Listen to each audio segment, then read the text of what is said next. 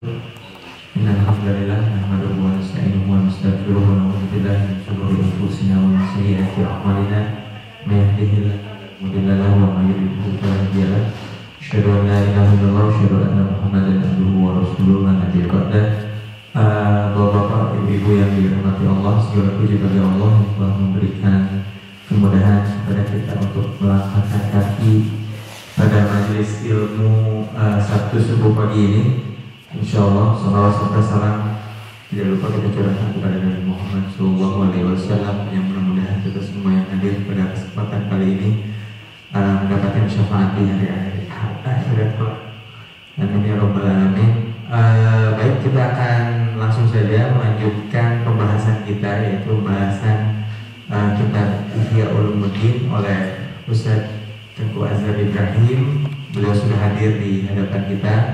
Walaupun belum hadir semua jemaahnya, tadi ustadznya datang duluan loh Pak, dua-duanya nih. Tapi lebih awal. Iya, lebih awal lagi.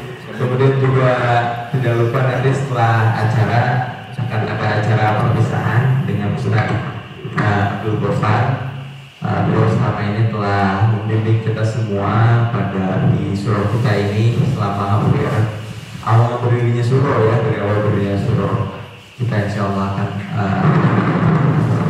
sebelum itu kita akan mendengarkan penjelasan lanjutan penjelasan kitab Ihya Ulumuddin oleh Ustaz Azhar. Kepada Ustaz Azhar saya persilakan. Assalamualaikum warahmatullahi wabarakatuh. Alhamdulillah wa syukurillah, la haula wa la quwwata illa billah. Allahumma salli ala Muhammad wa ala alihi wa sahbihi ajma'in, amma ba'du. Yang saya hormati Bapak, Ibu sekalian, alhamdulillah kita diberi kesempatan oleh Allah SWT untuk meningkatkan kualitas keimanan kita dengan terus belajar menambah mental Islam. Bapak-bapak, ibu sekalian, kami datang duluan yang Ustaz Ghaffar, tanggung jawabnya sama antara yang tanggung jawabnya sama. Baiklah,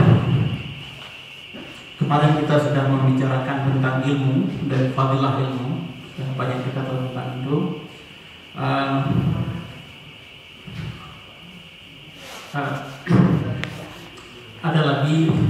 Ada keutamaan lagi mencari ilmu, ilmu itu sering mencari ilmu. Banyak kita sudah mendengarkan hadis tentang penjelasan dari Ustaz tentang keutamaan mencari ilmu. Orang yang keluar yang sesuai dengan hadis Rasulullah SAW, orang yang keluar mencari ilmu itu dipayungi oleh malaikat, dan dimudahkan jalan yang menuju surga. Ilmu yang bermanfaat itu ilmu yang diamalkan. Jadi kita ini tiap harinya ada dalam Ihya Ulumuddin dia sampaikan bahwa kebutuhan ilmu terhadap jiwa itu seperti kita butuh makan. Ya. Jadi kalau 3 hari orang tidak bertambah ilmunya, ruhnya akan mati. Jiwanya itu mati, cuma kita tidak tahu kalau jiwa sudah mati. Nah, itulah kebutuhan kita kadang merasa ketika kebutuhan materi sudah cukup, tapi happiness itu tidak ada kebahagiaan. Jadi sebenarnya kita sudah mati. Dan untuk menghidupkan ruh itu adalah dengan berilmu. Dan ilmu yang bermanfaat, ya, kita bisa merasakan manfaat dari ilmu itu apabila dilaksanakan. Ya. Jadi, Bapak Ibu sekalian, kita semua mungkin cara yang paling mudah untuk menambah ilmu agama per hari di antara kesibukan kita masing-masing, tiap hari membaca satu ayat Al-Quran, kemudian membaca terjemahannya, kalikan itu, baca misalnya Lam Mim, Zalikal Kitab dibaca ayatnya, dibaca terjemahannya, satu hari satu ayat atau dua ayat itu membuat jiwa kita hidup, roh kita hidup ya, dengan Al-Quran. Sehingga sampai pada tingkat orang sudah kalau firman Allah, wa may yu'til hikmata faqad utiya khairan katsiran. Di sini ada timbul pertanyaan, apa beda ilmu dengan hikmah? Ya? Di situ Allah menyebutkan wa may yu'til hikmata faqad utiya khairan katsiran. Orang yang sudah diberi hikmah, maka dia sudah mendapatkan khairan katsiran, kebajikan yang amat sangat banyak. Terus timbul pertanyaan dari kita, apa hikmah itu? Apa makna hikmah? Hikmah, para mufassirin mengatakan hikmah itu Al-Quran. Wa may yu'til hikmata, maknanya kepada siapa yang sudah diberikan Al-Quran, dia sudah mendapat Al-Quran beserta penafsirannya dan sebagainya, mendapatkan hikmah yang banyak. Kemudian para filosof, jadi Ibnu Rushdi menjelaskan apa hikmah itu yang lebih, mungkin kalau orang mengatakan hikmah itu Quran, tidak mudah apa memahaminya. Jadi Ibnu Rushdi menjelaskan secara sangat gampang, hikmah itu sesuatu yang baik pada tempat yang baik pada waktu yang baik. Hikmah sesuatu yang baik pada tempat yang baik, waktu yang baik. Itu yang dimaksud dengan hikmah. Jadi orang yang sudah mendapatkan hikmah, sesuatu yang baik itu diletakkan pada tempat baik, waktu yang baik, waktu yang baik, itu akan terasa manfaatnya. Contohnya apa? Ya contoh yang paling gampang ini Imam Ghazali. Contoh lain kalau dalam ilmu agama ini Imam Syafi'i misalnya, yang beliau mendapatkan hikmah, beliau menyusun satu satu cabang ilmu namanya usul fiqh. Ya. Dengan usul fiqh itu ada semacam kompas yang sangat mudah bagi fuqaha, bagi orang yang terlibat dalam ini untuk membuat ifta, ya, untuk ifta, apa ifta ya? Fatwa, untuk mengeluarkan fatwa. Jadi berdasarkan dari itu berdasarkan hikmah. Kemudian banyak di antara para ulama yang sudah mendapatkan hikmah itu begitu terasa manfaatnya, dan ketika disampaikan dalam kehidupan itu terasa nyaman, tidak menimbulkan konflik, tidak menimbulkan masalah. Juga Bapak Ibu sekalian, kalau di Timur Tengah itu kita bisa mengikuti ada beberapa ulama besar ya. Ada Yusuf Qaradawi. Ketika beliau membicarakan sesuatu orang tenang. Ada Syekh Sya'rawi ini mufassir. Sekacau apapun suasana, kalau beliau sudah berbicara, orang tenang. Itu orang yang sudah mendapatkan hikmah. Nah, dalam kita bicara sedikit, kalau ilmu filsafat, Bapak sekalian, ilmu filsafat, filosofi itu artinya mensukai hikmah, mencintai hikmah. Pemahaman hikmah ini sudah ada sejak zaman dulu. Ya, Sokrates berkenalkan apa itu. Nah, dalam membedakan antara ilmu filsafat dengan yang lain mudah. Ilmu filsafat, ilmu menjawab untuk apa sesuatu. Sedangkan ilmu yang lain, ilmu sains dan sebagainya, misalnya ilmu teknik atau engineering, bagaimana membuat mobil, itu kan dia menjawab bagaimana ya. Filsafat, hikmah itu menjawab untuk apa. Apabila kita sudah bisa menjawab sesuatu untuk apa itu akan merasa hikmah gitu. Kita perlu mobil itu untuk apa? Itu pertanyaan sudah filosofi. Ya. Untuk apa mobil itu? Itu pertanyaan sudah filosofi. Ketika kita bertanya pada sendiri, kita punya uang $1 juta, mau beli mobil, mau beli dan sebagainya, untuk apa yang kita beli itu sudah filosofi. Dan apabila kita bisa menjawab, itu sudah hikmah. Sudah menjadi orang yang hakim, hikmah. Karena kan kalau pertanyaan itu tidak kita jawab, penggunaan apa saja dalam hidup ini sering tidak bermanfaat. Seperti kita yang sudah sampaikan kemarin itu, kalau butuh sesuatu bermanfaat ya. Nah, makanya apabila orang sudah menjadi mendapat hikmah itu, dia punya hal semacam hikmah hidup itu terasa lebih nyaman, lebih bermanfaat, lebih berguna hidup kita. Nah, kalau kita tarik, misalnya para mufassir mengatakan maksudnya Quran sebagai hikmah, filosof mengatakan sesuatu yang baik pada tempat yang baik pada waktu yang baik. Kemudian definisi dari ilmu filsafat itu mengatakan bahwa menjawab dari itu apa, itu ada titik garis penghubungnya. Quran, Rasulullah SAW, khuluquhul Quran, perilakunya, akhlaknya Quran. Quran, kalau kita melihat Quran hidup, dia melihat Rasulullah SAW. Pada zaman ini, ya orang-orang yang mengikuti Rasulullah SAW. Jadi semua orang punya coba untuk mendapatkan hikmah sebenarnya. Baiklah, Bapak Ibu sekalian, kita hari ini membicarakan tentang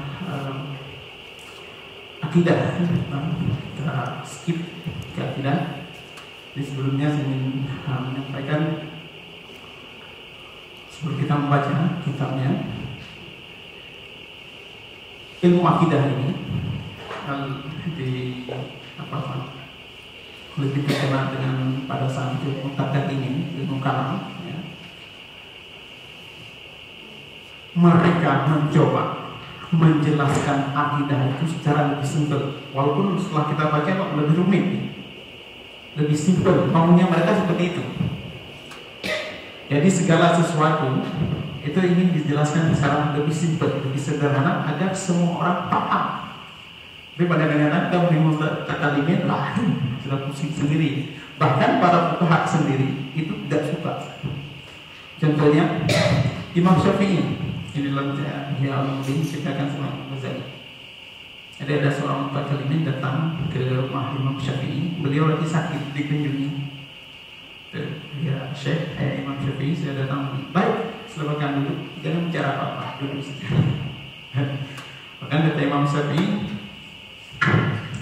lebih baik seseorang itu menjumpai Allah Subhanahu wa Ta'ala, maksudnya dia mati, dengan membawa semua dosa kecuali syirik, daripada dia berbicara tentang ilmu kalam.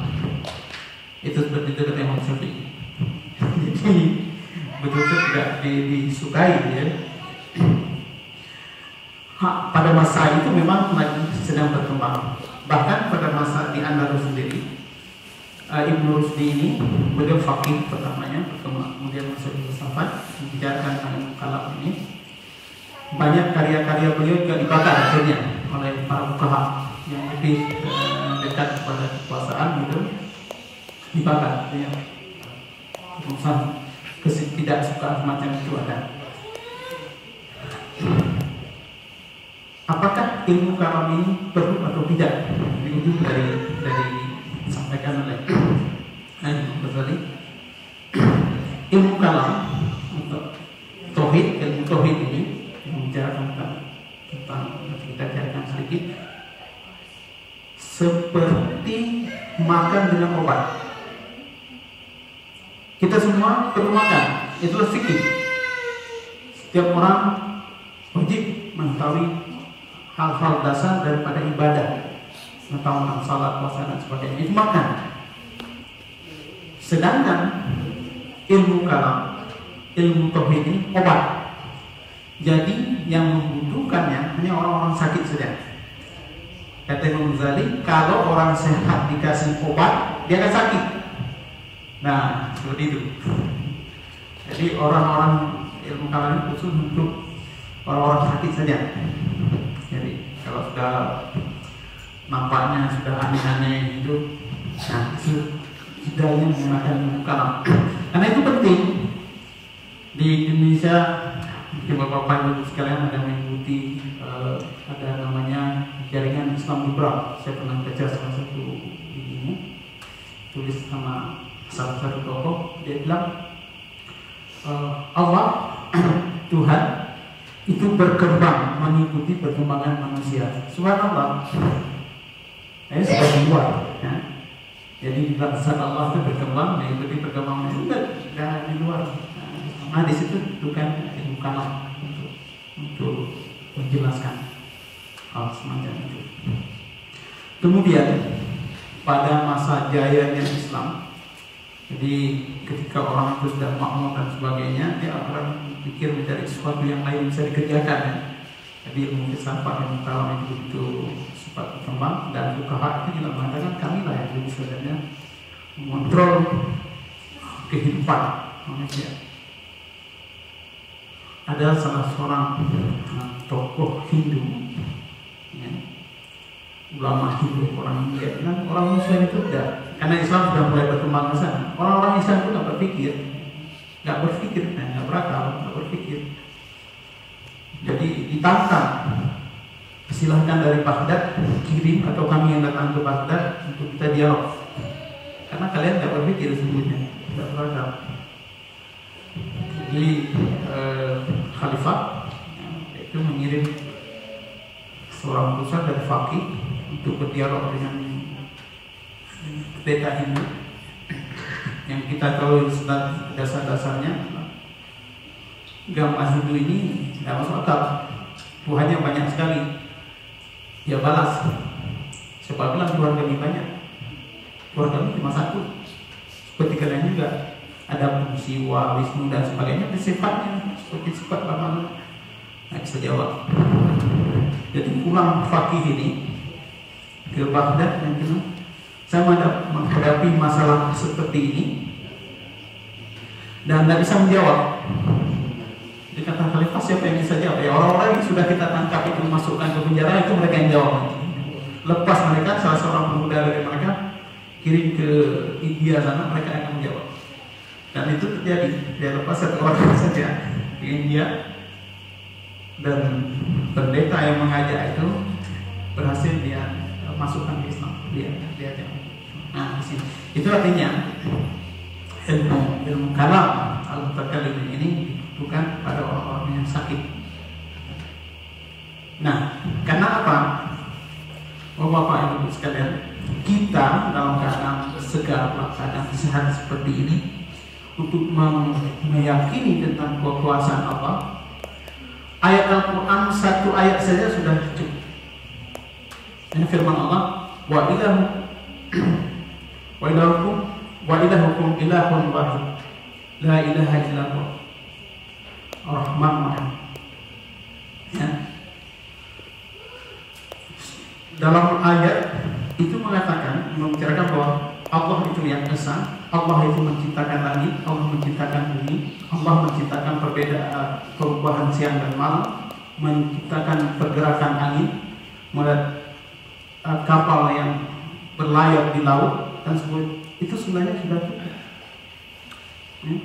Kita yang sederhana tentang itu sudah cukup. Artinya tidak mungkin gedung ini berdiri tegak apa ada yang membuatnya. Tidak Allah menunjukkan saya ciptakan ini, menunjukkan saya ada. Itu sudah cukup bagi kita. Maka pada Rasulullah SAW pernah menanya seorang wanita, apakah kamu beriman kepada Allah? Betul. Di mana Allah? Katanya di langit. Menciptakan ini. Apakah Allah itu ada di langit? Tapi kan Allah sudah cukup. Jadi keimanannya dia sudah cukup dengan dalil seperti itu. Dia sudah cukup buat keimanannya dengan Allah ada. Dia yakin. Jadi manfaat daripada ilmu kalam ini untuk membuat lebih yakin. Allah Subhanahu Wa Taala. Kita lebih tinggi sedikit lagi daripada itu. Kalau ditanya apa arti adanya Allah, adanya Tuhan, kita bisa mengatakan dengan logika kita yang sederhana mengatakan ada bekas telapak kaki singa di gurun pasir, itu menunjukkan ada singa yang lewat. Itu sudah cukup. Artinya ada alam ini karena adanya Allah Subhanahu Wa Taala. Itu sudah cukup untuk sebagai dari untuk menggunakan keimanan kita semua. Nah, kemudian sempat berkembang masa saya masih di Jogja. Saya tidak tahu siapa yang mengembangkannya, bahwa agama itu tidak perlu didoktrin, tapi dibawa secara logika. Itu seperti orang membicarakan sesuatu tanpa mukadimah. Apa yang mau dibicarakan? Jadi maaf Bapak Ibu sekalian, karena hari ini agak sedikit kita ke filosofi ya, kan topiknya seperti itu. Agama itu tidak perlu doktrin, tapi dibawa dengan akal. Bapak Ibu sekalian, itu kita bisa bicarakan agama dilogikan. Orang yang sudah dewasa, orang yang sudah bisa mengikuti. Tapi untuk anak-anak kita itu wajib doktrin. Anak-anak tidak mengerti, dan apa yang diucapkannya pun tidak mengerti. Anak-anak kita, anak-anak kecil itu wajib doktrin. Doktrinnya seperti apa? Qul huwallahu ahad. Allah itu satu. Anak-anak misalnya qul huwallahu ahad, dia bacakan Allah satu, Allah.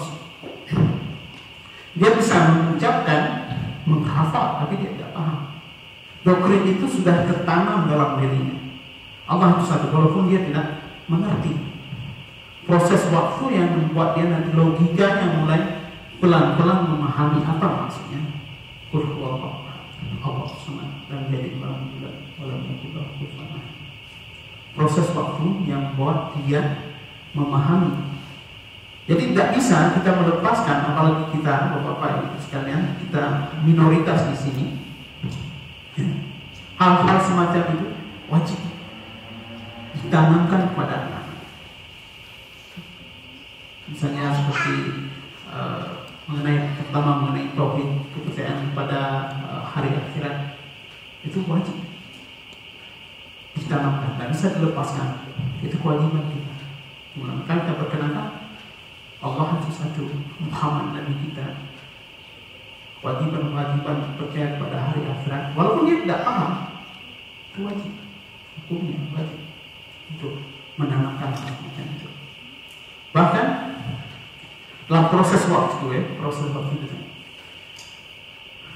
ada beberapa contoh. Mungkin kalau kesannya kita melihat anak itu sudah tertanam konsep itu atau belum. Jadi ada cerita sama kawan,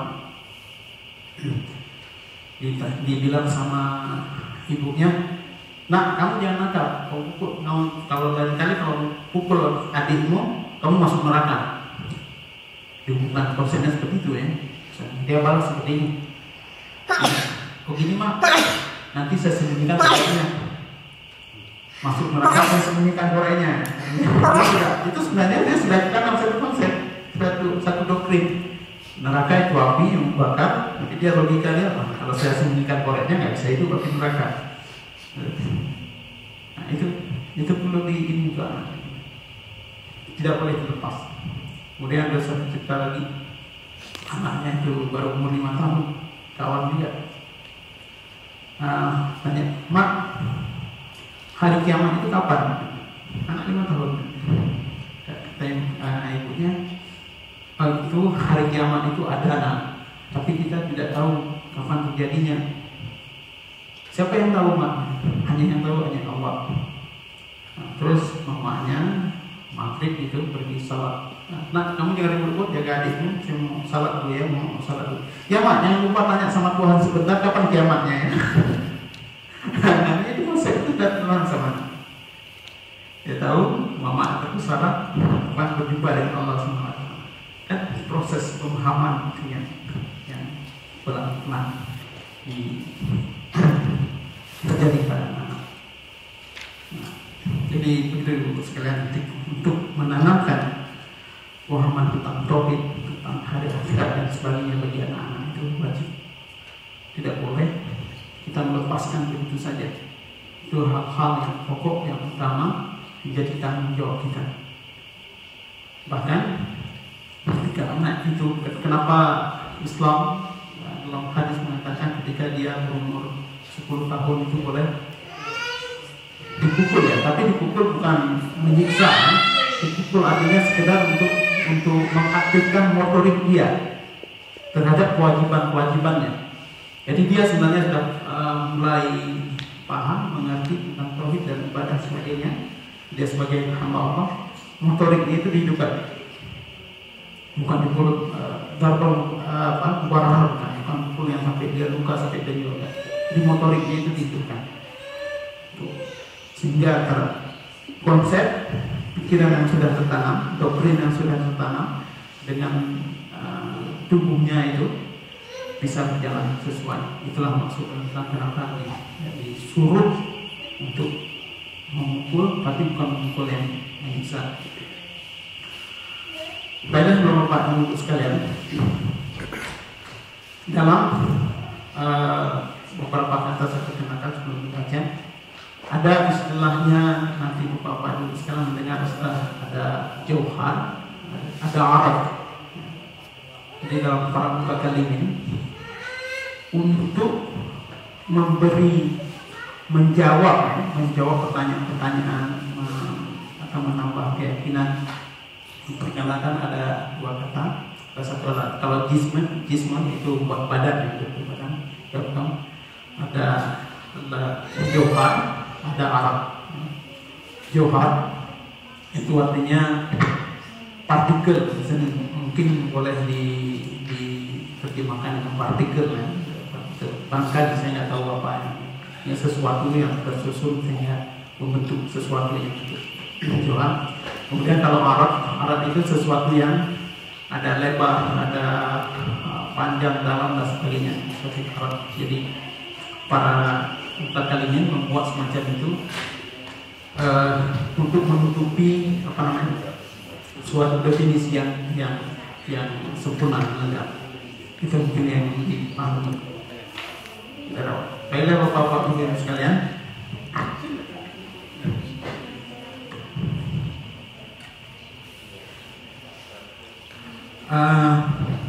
topiknya di sini kitab Qawaid Al-Aqidah, Aqidah Ahlus Sunnah fi kalimat syahadah allati hiya ahadul ibadil Islam. Jadi dalam pasal ini atau bab ini Imam Ghazali ingin menjelaskan atau ingin membahas syahadah kita yang pertama, rukun Islam yang pertama, ya, syahadah syahadu an la ilaha illallah. Ya. Di situ titik mulainya mengenai syahadu an la ilaha illallah. Bagaimana? Siapa Allah? Ya.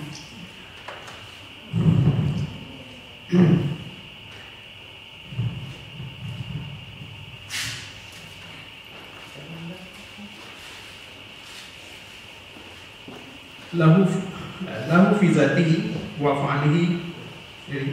Jadi Allah itu punya zatnya dan perbuatannya, wa usafihi dan sifat-sifatnya, allati la yudrikuha illa man alqa sam'a wa huwa syahidun. Ya. Jadi tentang sifat Allah, tentang zat Allah, kemudian tentang perbuatan Allah, itu kita tidak tahu kecuali dari mana? Syahidun, wa huwa syahidun. Syahidun itu nabi. Ya. Kita dapat pengetahuan tentang hal itu semua hanya dari nabi yang diutus oleh Allah Subhanahu wa taala. Annahu fi zatihi wahidun la syarika lahu, fardun la mathil lahu. Bahwa zat Allah itu esa, ya, la syarika lahu, tidak ada duanya, ya. Syarik, tidak ada partnernya. Fardun, lahu fardun, zat Allah itu satu, ya. La mathil lahu, tidak ada yang mirip dengan Allah. Allah itu satu, fardun, ya. Kalau bahasa Arab itu fardun artinya satu orang, ya. Kalau afrad banyak orang. Tapi di sini pengumuman fardun satu, ya, satu Allah, satu Tuhan. La mathil lahu, tidak ada yang menyerupai Allah.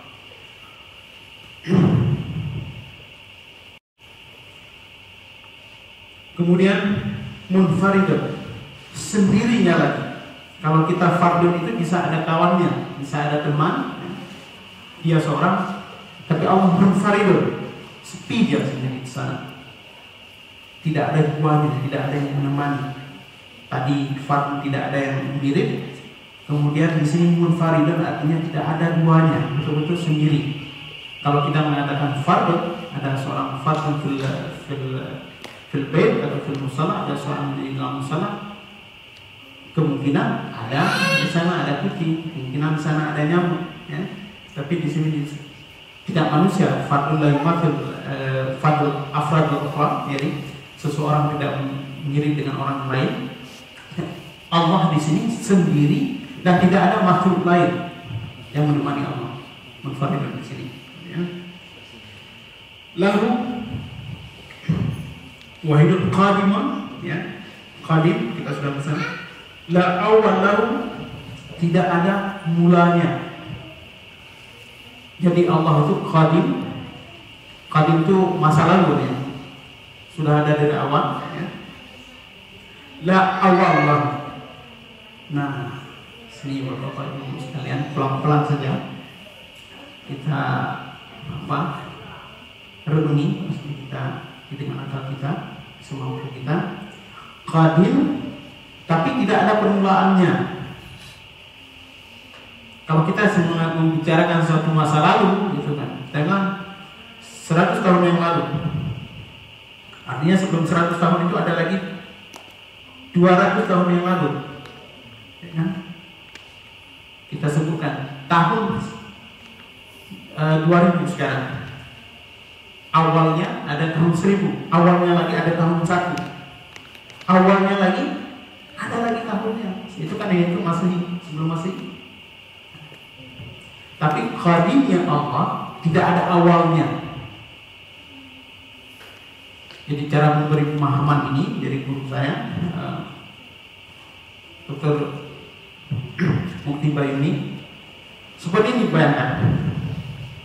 Coba kamu bayangkan sejauh mungkin pada masa lalu.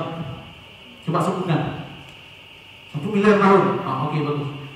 Lebih dari itu lagi 2 miliar. Terus lah, tidak ada permulaannya. Jadi qadimnya Allah tidak ada permulaan.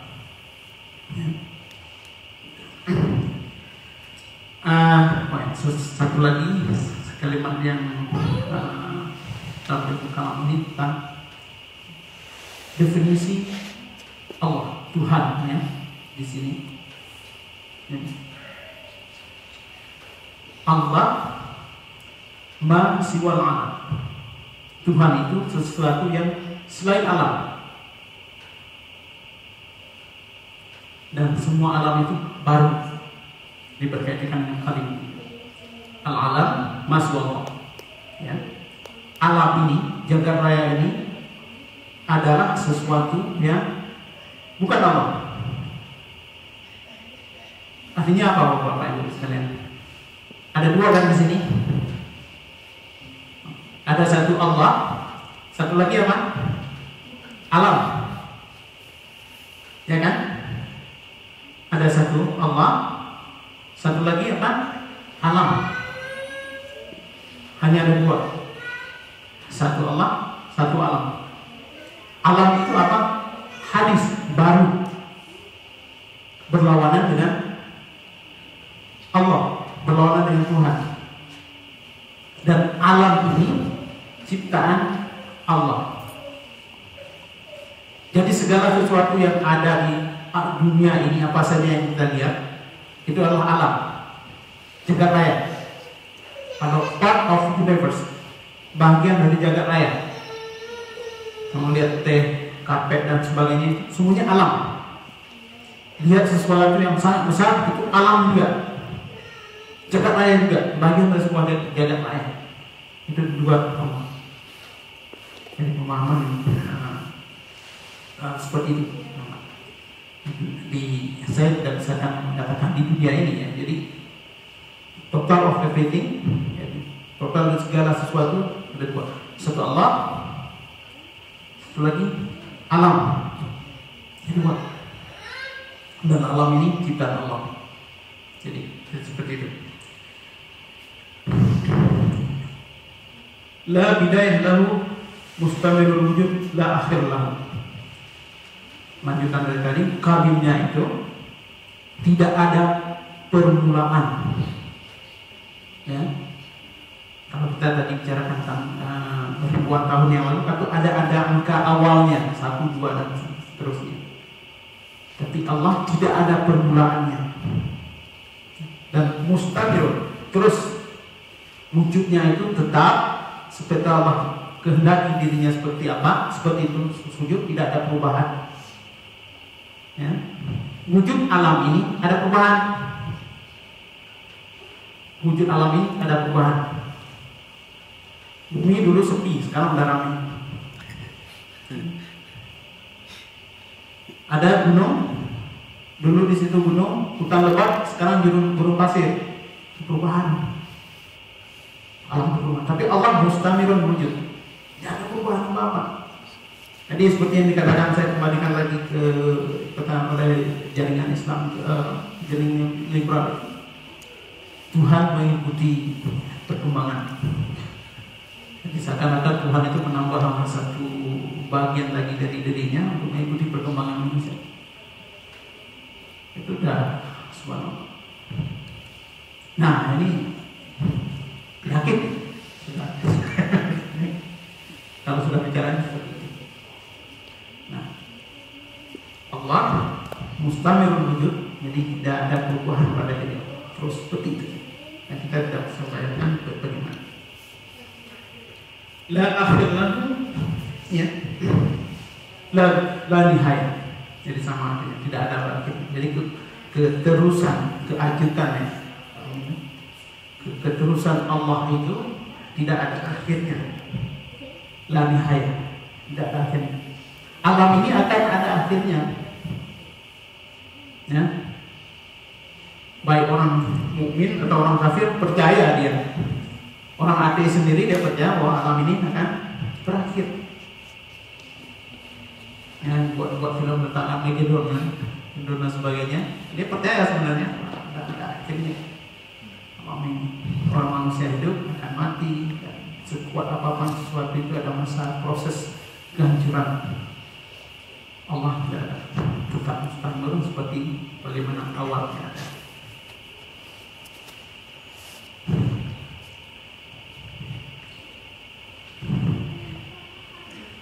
Kemudian qayyumun la inqita lahu daimun la insiram lahu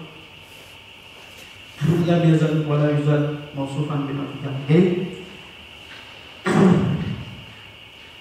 Allah itu tidak terputus dengan perkembangan zaman. Maksud saya seperti ini. Manusia ini kan tetap ada sejak dari Adam sampai akhir dari kehidupan dunia ini, ya. Itu ada, kita sebutkan manusia, ya. Sudah jamaknya itu manusia. Dia tidak terputus juga. Manusia kan tidak terputus, Pak, ya. Terputus nggak manusia? Tidak, manusia tidak terputus. Kalau terputus manusia sudah habis. Tapi afrodnya, orangnya bergantian berubah-ubah. Saya hidup tahun 70, lahir tahun 70, mungkin meninggal tak tahu tahun berapa. Itu azhar. Ya, setelah saya meninggal ada anak saya lagi, tetap namanya manusia. Terus berlanjut, ya. Berlanjut, manusia berlanjut, tapi terputus, ada insram di sini. Ada insram, tapi Allah tidak. Allah tidak terputus seperti itu. Jadi logika kita bawa. Mungkin anak-anak yang nggak paham, dia logika yang kita bawa seperti itu, sesuatu yang terus berlanjut, seperti manusia terus berlanjut, tapi ada insurannya, ada putus-putusnya. Mungkin secara umum kita tidak putus, manusia itu tidak terus berlanjut sampai kiamat, tapi adalah parsialnya, jauharnya. Ya, kalau kita buka jauhar manusia itu. Ya, ada putus-putusnya. putus, tapi dia tetap berlanjut sebagai manusia, orang yang berganti. Tapi Allah tidak seperti itu. Jadi jangan, kita tidak bisa mentasawur ya, kita bisa membayangkan bagaimana Allah, tapi kita pahami secara logika yang kita mampu berbeda dengan kita. Ya. Manusia berlanjut mustamir, Tuhan juga mustamir ya, mustamir berwujud, tapi beda dengan kita. Kita terputus-putus, Allah tidak ada tumbuhan apa-apa, terus nanti seperti itu.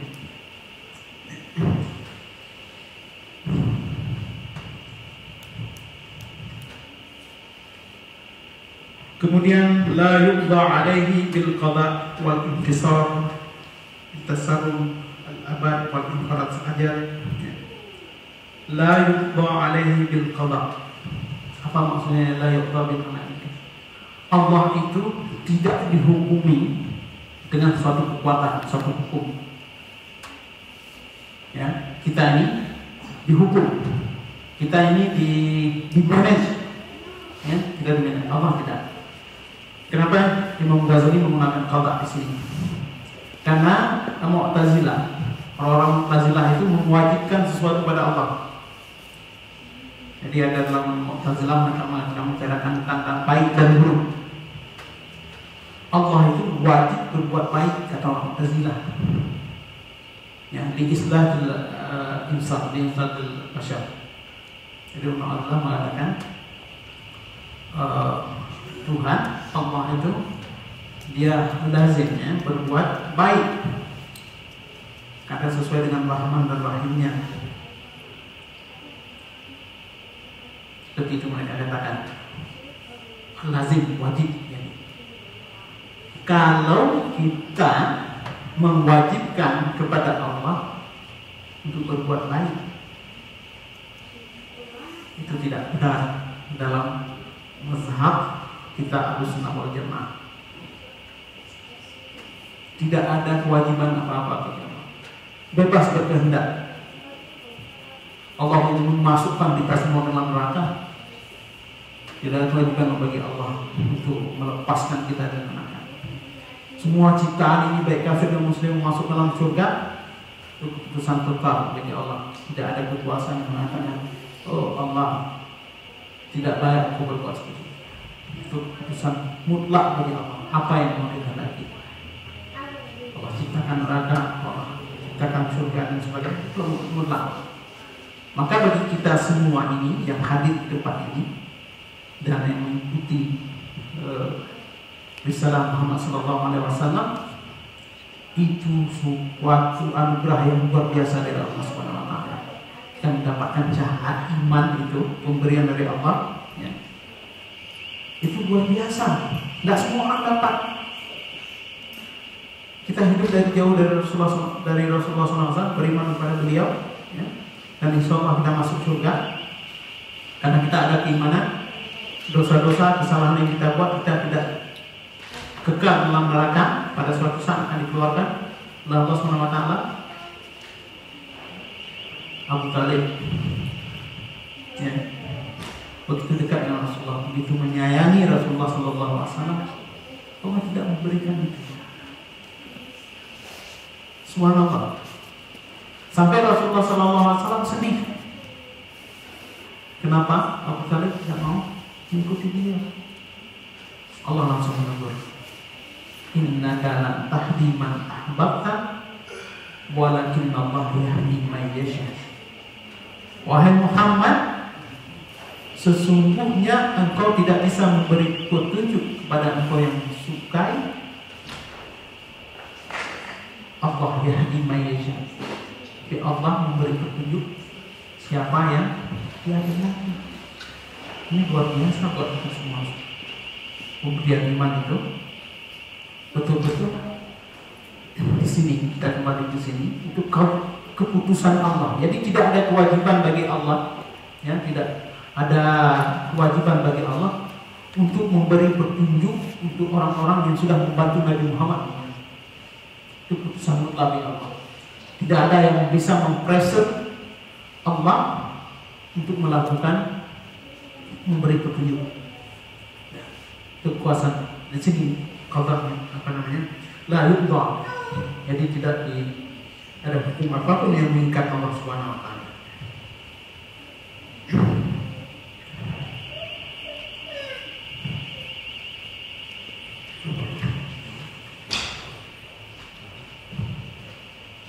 Kemudian huwal awwal wal akhir wal zahir wal batin wa huwa bi kulli syai'in alim. Huwal awwal ini istilahnya memperindah lagi kalimatnya. Huwal awwal, Allah itu yang awal, yang pertama, wal akhir, dan yang terakhir, dan akhirnya tidak ada masa batasnya gitu ya. Kalau kita mengatakan saya akan berakhir masa tugas saya di dunia ini umur 70 tahun, nah berakhir gitu. Tapi akhirnya Allah itu tidak ada. Nah, kita kembalikan lagi tadi pada definisi Allah dengan alam, ya. Kalau kita menyebutkan akhir di alam, itu ada masa akhirnya dengan dunia ini, dengan kiamat. Tapi Allah tidak ada kiamat, tidak ada berakhirnya. Walaupun kita menggunakan istilah yang sama ya, akhir, awal gitu kan sama ucapannya, tapi maknanya itu berbeda, pengertiannya itu berbeda, ya. Karena orang kami yang belajar di filsafat ini mengatakan seperti ini, bahasa itu hanya sebagai alat untuk berkomunikasi, tapi tidak menyampaikan apa yang kebenaran, apa yang diinginkan. Alat hanya sebagai alat komunikasi, tapi tidak menyampaikan kebenaran. Maksudnya seperti ini. Maksudnya saya mengatakan saya pusing, bahasa ya, saya mengatakan pusing. Bapak-bapak ini mengatakan saya juga pusing, sama pusing. Tapi pusing yang saya rasakan berbeda dengan pusing yang Bapak rasakan. Ini bahasa. Saya bilang saya sakit perut, Bapak sakit perut saya dengan sakit perut Bapak berbeda. Jadi tidak sampai yang kebenaran, apa yang benar-benar saya rasakan ini beda dengan lain lagi nanti. Dipahami secara bahasa ini. Ketika saya sakit perut, Bapak dengan sakit perut itu ya, Bapak ini memahami kalau sakit perut seperti yang Bapak rasakan. Tapi pada dasarnya berbeda, ya. Jadi bahasa ini cuma sebagai alat untuk berkomunikasi, namun tidak menyampaikan apa yang sesungguhnya. Nah, di sini para mutakalimin, para kalam para filosof dalam bidang filsafat bidang ini membedakan bahwa ketika kita bicara tentang Allah, awal, akhir, awal itu berbeda pemahamannya dengan pemahaman yang kita tangkap. Seperti itu. Ya, kalau kita bahasa Arab, contohnya seperti ini, Bapak. Kita mengatakan Allahu Akbar, Allah Maha Besar. Akbar bahasa Arab itu isim tafdhil, misalnya kabir, akbar, ya. Kita mengatakan hadza baitun kabir, ya. Rumah ini besar. Kita ada lagi lihat rumah yang lebih besar. Hadza bait akbar. Rumah ini lebih besar. Superlatif, ya. Akbar. Situ juga mengatakan Allahu Akbar baitun akbar. Nah, sama ya, dari segi lafadznya kan sama. Nah, tapi di sinilah para filsuf mengatakan bahasa ini tidak menyampaikan kebenaran apa yang kita inginkan. Akbarnya ketika kita takbir Allahu Akbar dengan akbar baitul rumah itu beda, itu sangat beda. Nah, itu pemahamannya secara bahasa. Wal zahir wal batin wa huwa bi kulli syai'in alim. Jadi zahir, batin, ya. Ini juga seperti itu. Kemudian apa zahir bagi Allah, batin bagi Allah itu berbeda dengan yang kita pahami. Wa huwa bi kulli syai'in alim. Allah itu segala sesuatu memantau. Nah, tanzih. Nah, ini lanjutan dari itu tadi, Ibu sekalian. Tanzih annahu laisa bijismin musawwar.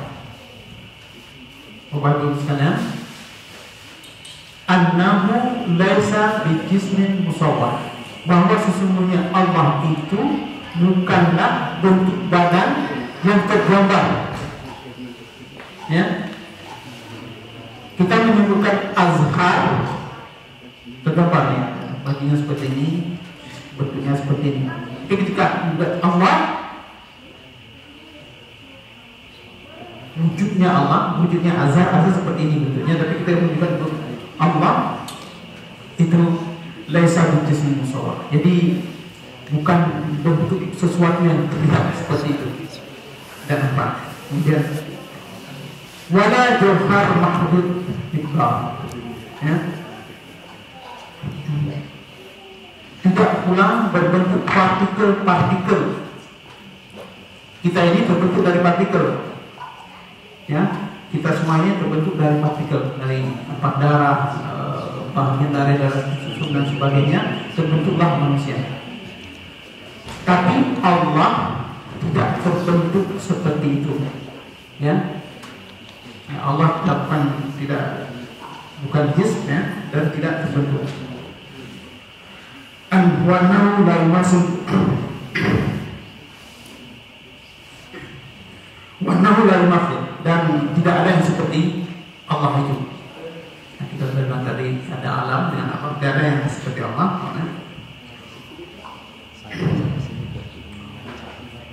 Wala fi qabul inqisam. Jadi Allah itu tidak bisa dipisah-pisahkan. Ya, misalnya Allah seperti itu tidak bisa. Kalau kita bisa, ada darah, ada tulang dan sebagainya, Allah tidak bisa dipisahkan itu. Kalau kita manusia bisa dipisah-pisah. Laisa bijuhar wala tahillu jawahir. Bukan karena satu partikel yang bergabung dengan partikel-partikel lain, dengan bagian-bagian lain. Ya. Wujud azhar, wujud saya ini terdiri dari berbagai macam, jadi wujudlah seperti ini. Tapi Allah tidak seperti itu. Kemudian wala bi'adil wala tuhilul a'raf. Juga tidak Allah itu dalam bentuk terhitung, ya, tinggi, besar, panjang, pendek dan sebagainya, tidak seperti itu. Ya. Dan tidak bisa kita aplikasikan semacam itu terhadap Allah SWT. Bagaimana sebenarnya? Kalau tidak itu bagaimana? La yumathil mawjudan wa la yumathilul mawjud. Ya.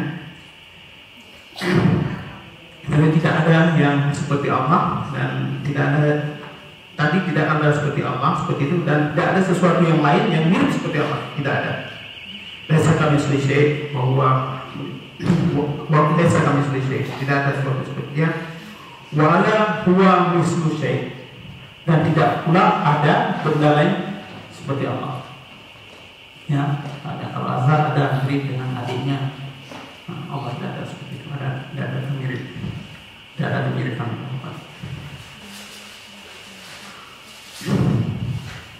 Kemudian wa annahu la yuhidul miqdar wa la bil aqdar wa la bil ihan. Kemudian Allah itu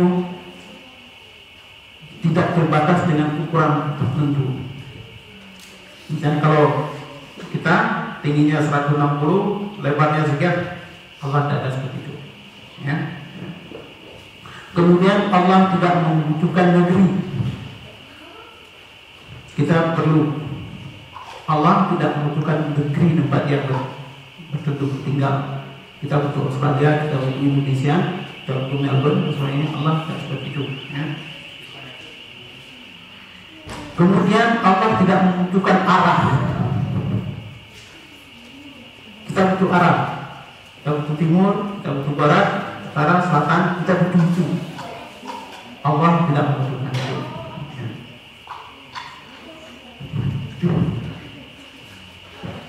Kemudian Allah tidak membutuhkan tempat tinggalnya, ya, ardun, ya, bumi, ya, kemudian yang kita bayangkan Allah itu besar, yang butuh sekian banyak bumi itu enggak, Allah tidak butuh kita, kalau tidak butuh, kemudian tidak pula lagi Allah tidak butuh seperti itu.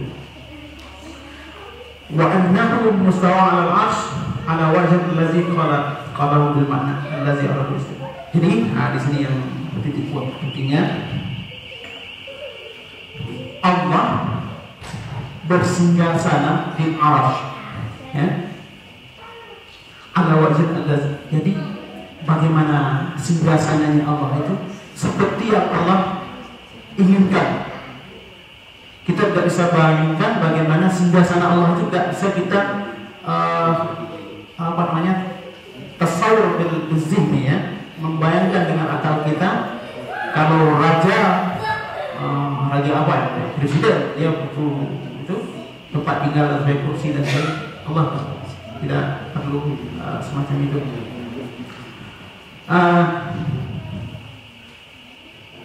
Kemudian mengenai istiwa ini, Bapak Ibu sekalian, Imam Malik mengatakan seperti ini. Istiwa, jadi ketika Imam Malik tanya bagaimana Muhammad istiwa di aras itu, ditanya bagaimana istiwa di Allah, bersinggasananya Allah. Jawabannya dari Imam Malik, istiwa itu ma'lum, ya, bagaimana istiwa ma'lum. Kemudian kaifiyatul ma'ruf, jadi bagaimana caranya ma'ruf Allah yang tahu, ya. Iman, soal anhu bid'ah, menanyakan soal itu Allah bid'ah, iman diwajib. Beriman terhadap istiwa Allah itu adalah wajib. Imam Malik mengatakan seperti itu bagi kita yang tidak butuh obat tadi, ya, seperti saya sampaikan, tidak butuh obat tadi, itu sudah cukup, ya. Bagi kita tidak butuh obat, kita biasa dengan makan sehari-hari, itu cukup. Yang bagaimana Allah sih, kita serahkan kepada Allah. Karena seperti ini tangkap dulu Bapak Ibu sekalian, kita terima seperti yang disampaikan oleh Imam Malik. Kita sebagai masyarakat biasa ini, Muslim yang biasa, artinya kita tidak terlalu jauh ke ilmu kalam, kita terima istiwa Allah itu seperti itu, ya.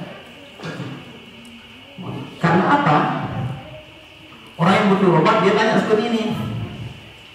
Bersinggasana artinya singgasana lebih besar daripada Allah, daripada Tuhan, ya.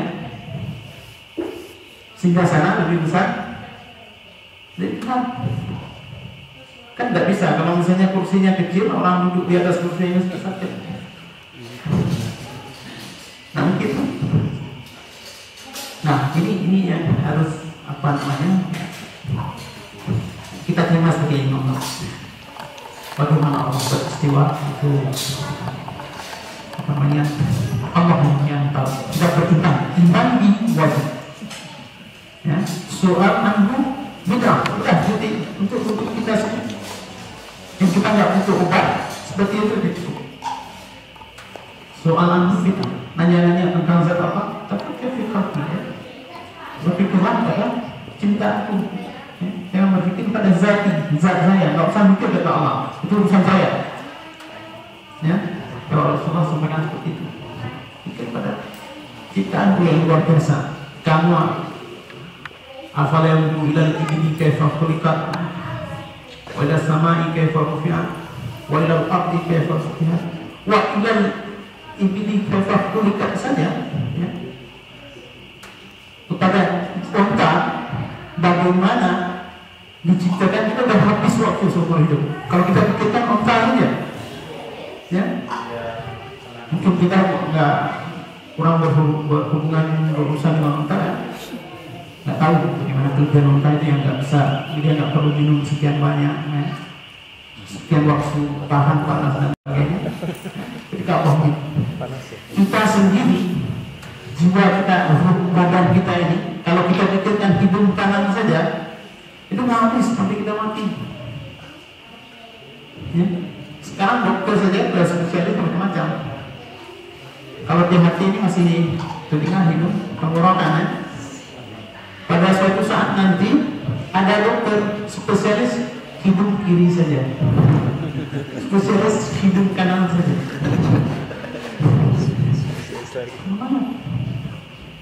Dan dulu dokter umum ya, dari ujung jempol sampai ujung rambut satu dokter. Ujung jempol lain dokternya, rambutnya di rambut aja ada sekian banyak orang yang ngurus. Itu baru dari kita saja, jika Allah ya. Itu saja jika ada, mau sampai itu saja. Dan enggak.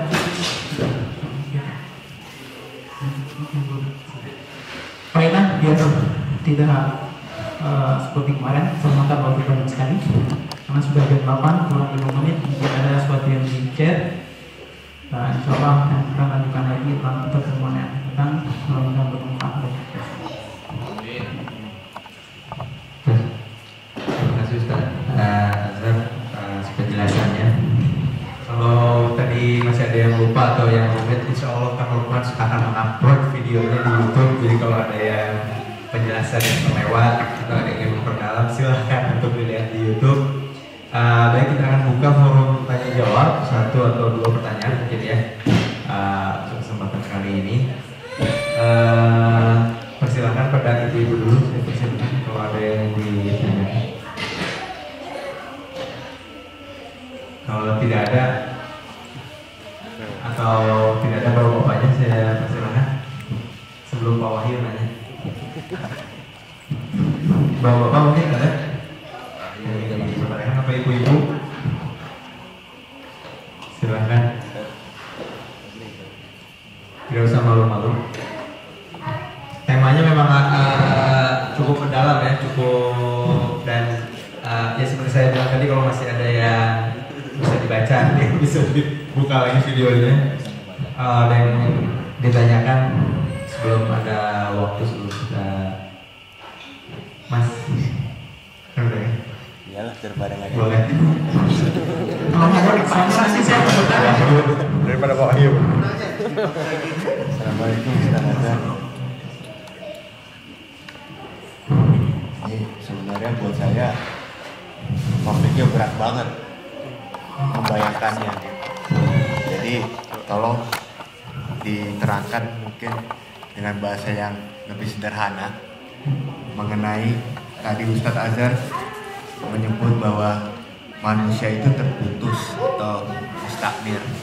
Itu apa maksudnya? Apakah Allah itu sudah menciptakan suatu periode kemudian terputus? Apakah kalau pemahaman pikiran saya itu mungkin salah satunya kaum Samud misalnya dimusnahkan, atau apa waktu zamannya Nabi Nuh dimusnahkan kemudian diciptakan lagi sampai nanti akan terjadi yang namanya kiamat habis semua. Apakah sekarang periode itu memang Nabi Muhammad itu yang memang terakhir, kemudian itu kiamat? Nah, kemudian tadi mengenai kita itu kan memang masalah wujud Allah itu kita nggak bisa memikirkan sampai ke sana, karena tadi Ustadz juga bilang kalau ingin memikirkan keesaan Allah itu lihatlah ciptaannya ini, masalah apa yang terjadi di alam ini. Sampai tadi ada apa yang namanya spesialis kiri, spesialis kanan, itu sebenarnya saya setuju sekali. Itu memang semakin banyak kita mengetahui penemuan-penemuan teknologi baru, makin terbuka mata kita. Nah, bagaimana sekarang dengan kalau kita kaitkan tadi, kalau sudah kekal tadi, insya Allah tadi misalnya Ahlul Jannah katanya nikmat yang paling besar itu bisa melihat Allah. Nah, itu gimana ini kalau dikaitkan dengan kondisi sekarang ini menerjemahkannya? Terima kasih. Kalau seandainya tidak ada pertanyaan, tapi saya malah bertanya apa itu terlalu sulit. Kalau terlalu sulit kita akan skip yang mudah-mudahan hal yang besar. masalah mustamir. Ya, saya sampaikan tadi masalah di bahasa. Bahasa itu tidak mewakili, ya, kalau kita tidak menyampaikan kebenaran, ya, terlalu sedikit, ya, tidak mewakili apa yang kita inginkan. Itu lebih sederhana lagi, Pak. Bahasa ini tidak mewakili apa yang kita inginkan secara penuh, ya. Bahasa tersebut bahasa. Saya kasih contoh dalam pengucapan mustamir, kata berlanjut itu. Allah mustamir, muncul Allah terus seperti itu, tidak ada perubahan, tidak ada seram, tidak ada sebagian perubahan, ya, muncul Allah. Kita nggak bisa mainan seperti apa wujud Allah. Allah itu mustamir. Kata yang sama dalam bahasa mengatakan al-bashar mustamirun hayat, manusia berlanjut kehidupannya, manusia secara jami, secara umum dan berlanjut terus manusia, kan tidak terputus. Masa Adam dulu kita sebutkan baca manusia itu jami dan afrad. Suatu Muhammad Adi dan sebagainya itu orang, ya, tapi manusia itu berlanjut. Mustamir, manusia bertamir. Kadang-kadang menggunakan kata yang sama, mustamirun ini manusia. Beda di sini mustamirun, kalimat kata yang kita gunakan untuk Allah dengan manusia. Walaupun sama-sama mustamirun kita gunakan, ya, berlanjut. Berlanjutnya manusia dengan berlanjut yang berbeda. Di mana masa Adam namanya manusia, masa Nuh manusia, masa manusia sampai sekarang kita sebutkan manusia. Berlanjut kan? Pemahaman manusia itu berlanjut, bisa ditangkap, kan? Bisa dipahami, ya, berlanjut. Tapi berlanjutnya manusia beda dengan berlanjut Allah. Cuman manusia pada zaman Adam bukan kita, bukan seperti ini. Berubah, bentuknya lebih besar, lebih tinggi, lebih. Sekarang juga masih namanya manusia, tapi bentuknya lain, jawabannya sudah lain, alatnya itu sudah lain, ukurannya sudah lain, Pak. Ada perubahan, saya nggak tahu. Tapi bentuknya itu pasti lain, jawaban alat itu berbeda. Tapi apa tidak ada jawaban apa-apa, terus seperti itu, seperti yang lagi manusia itu berbeda. Beda. Ukuran manusia Pak yang jauh-jauh bingung sekali, ya. Perubahan di Mesir kalau ada rezeki datang ke sana, ada di benteng Salahuddin itu kan baru sekitar abad belasan, ya, 10, 11, 12 gitu. Cermin berkaca itu biasanya manusia segini rendahnya. Saya memang pendek, saya bukan orang yang tinggi. Saya untuk bisa lihat kepala saya di cermin itu saya harus lompat ini, lompat. Ukurannya, alatnya itu beda. Nah, berarti artinya abad belasan saja ukuran kita manusia itu sudah hampir 2 kali dengan kita sekarang ini. Belum lagi pada zaman Adam itu lebih besar lagi. Pedang duplikat pedang Nabi Muhammad SAW ada di sana. Itu ditegakkan seperti ini, tegakkan dalam kaca, duplikat yang asli. Jadi tegakannya sama dengan kepala saya. Nah, artinya tingginya orang dulu itu ya kepala saya ini tingginya seperti itu. Nah, yang saya ingin sampaikan di sini, manusia ada perubahan dari segi fisiknya, ya, perubahan. Walaupun mustamir secara global, tapi berbeda dengan pemahaman bagaimana istimrar Allah sebagai Tuhan dengan istimrarnya kita sebagai manusia, bukan sebagai azhar, sebagai sejumlah orang di Indonesia berbeda. Walaupun dia tidak berlanjut sampai kiamat, kan masih ada orangnya masuk surga, masuk neraka, masih ada orangnya. Itu beda. Kita nggak tahu bagaimana bentuknya, tapi disampaikan orang-orang yang masuk surga nanti semuanya ganteng, yang perempuan semuanya cantik, ya. Pernah Rasulullah bercanda sekali tanya, ya Rasulullah, orang tua tanya, ya Rasulullah saya akan masuk surga. Oh enggak, kata Rasulullah, berteriaklah ibu ini, kenapa saya tidak masuk surga? orang-orang tua di surga tidak ada mati, Bu, akan berubah jadi orang cantik muda. Nah, itu ada perubahan. Allah ada berubah. Itu Pak, cara bahasa Pak ya. Nah, yang kedua, Allah kita tidak bisa lihat di dunia ini. Mau mimpi, mau apa? Kapan kita bisa lihat Allah? Biarlah. Dalam hadis dikatakan seperti kita melihat bulan purnama pada malam yang tanpa ada awan. Bagaimana bentuknya? Kita kembali lagi pada yang sampaikan Imam Malik, ya, makhluk. Kefiahnya seperti apa? Untuk sekarang majhul, kita tidak tahu. Kita tahu ketika kita berjumpa dengan Allah di akhirat, baru kita tahu seperti apa. Nah, itu keimanan, bagian dari keimanan. Kita nggak bisa kita logika dengan whatever zaman yang kita lewati, yang kita hadapi, kita tidak bisa melogikakan bagaimana melihatnya Allah nanti kita di hari kita. Kita akan lihat yang masuk surga, ketika semua masuk surga, menikmati kenikmatan yang luar biasa itu, orang tak akan gelisah, ya, belum tenang sebelum dia melihat siapa yang selama hidupnya di sujud, ditaati dan sebagainya. Itu kan baru dan Allah menampakkan diri pada waktu itu. Bagaimana? Majhul. Kita tahu kapan kita tahu beribadah dengan baik kepada Allah SWT, syukuri nikmat-nikmatnya, nikmat luar biasa nanti kita akan lihat. Jadi saya pun sendiri nggak bisa menjelaskan bagaimana ininya, tapi kita beriman itu bahagian dari syahadat. Kita syukur dan Allah makanya kita sedikit kembali ke masalah ilmu, ya. Kalau Ghazali ini bagi ilmu dari 3, ilmu zahir, kemudian ilmu batin, kemudian sir bainahu wa bain Allah, rahasia antara dia dengan Allah. Ilmu zahir itu seperti apa?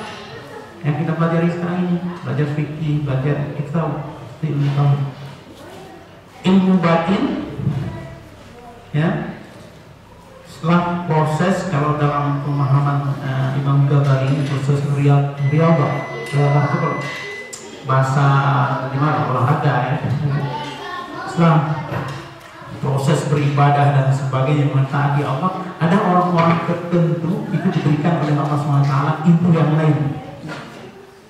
Ghazali mencontohkan apa? Umar bin Khattab ketika sedang berkhutbah, ya, pasukan.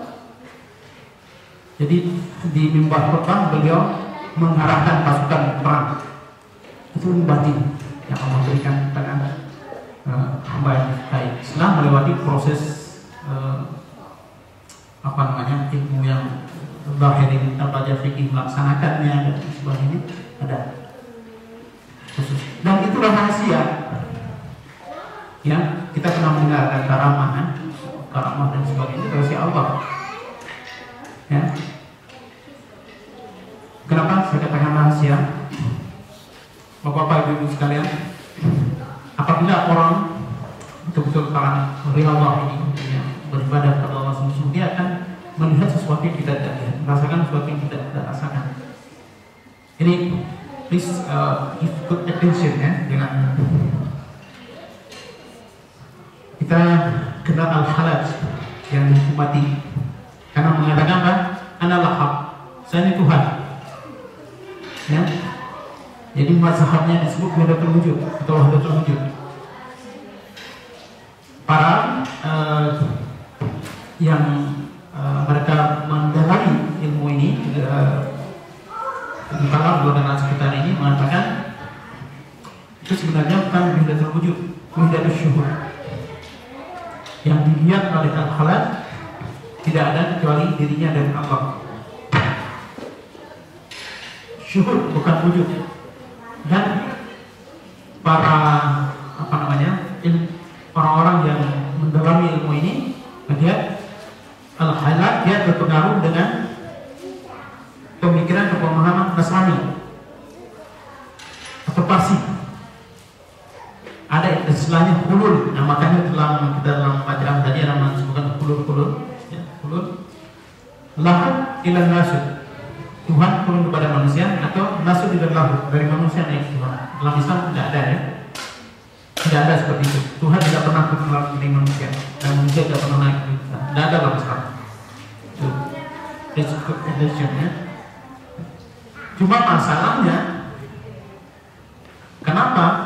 Karena kami ada belajar tentang ini. Pertama pertanyaannya, apakah al-khalaq itu betul? Dia al-khalaq ini orang menurut satu orang yang tak beribadah, orang sufi. Pada satu malam di Baghdad, dia musim lagi sangat panas, ada seorang ibu di atas, dia al-khalaq. Wallah, ayo minas sama. Di musim kering, ya khalaq berdoa kepada Allah agar Allah menurunkan hujan. Kalau enggak, Allah menurunkan minas sama. Turun hujan waktu itu. Hadisnya sebenarnya karamah itu ya. Bapak-bapak ibu sekalian, dan dia dihukum mati itu benar. Al-Khalaq dihukum mati itu benar, karena dia mengatakan Allah saya Tuhan. Itu benar. Secara zahir itu benar. Mati. Sebab ini kita tidak tahu bagaimana Allah terhadap Al-Khalaq. Secara zahir dia betul. Dia itu memang harus dihukum mati. Karena menganggap Tuhan ada dalam dirinya. Ya, kita di filsuf yang lain mengatakan wahyu syuhud. Kesalahan Al-Khalaq kalau menurut Al-Quran mengatakan dia membuatkan rahasia sir bainahu min Allah. Junaid bilang itu tidak boleh diubahkan, tidak boleh sampaikan kepada orang lain. Rasakan sendiri bila itu yang dilihat oleh Allah. Ya.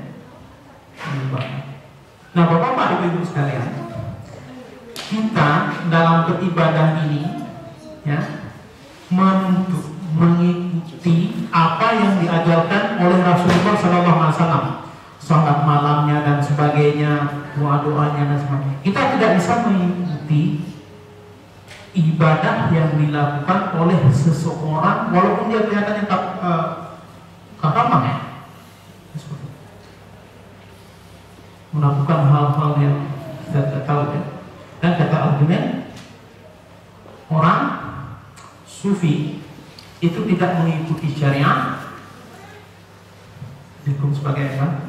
Kafir secara zahir.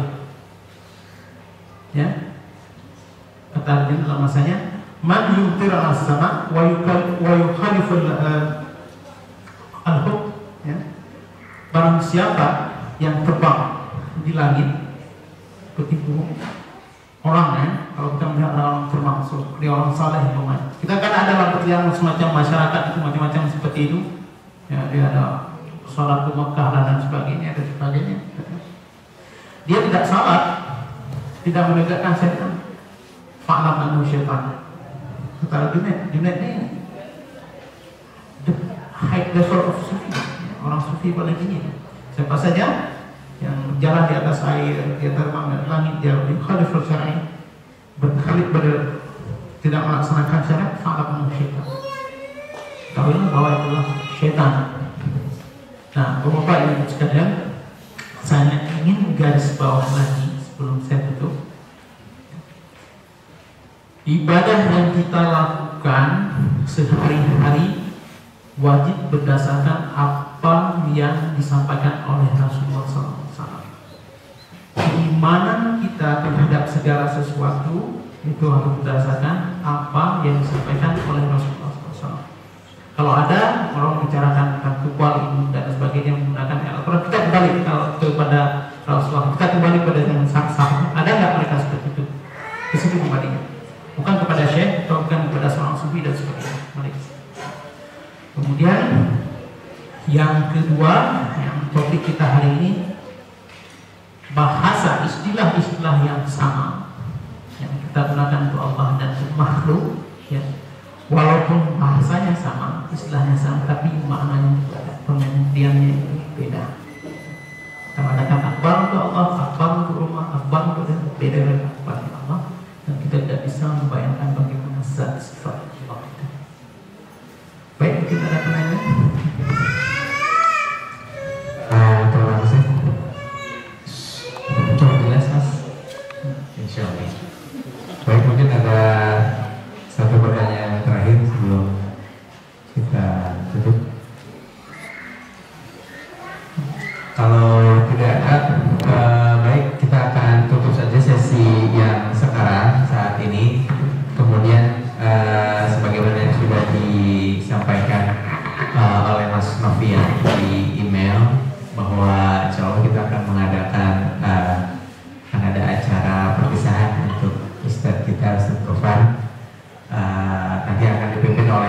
Sofian acaranya insya Allah.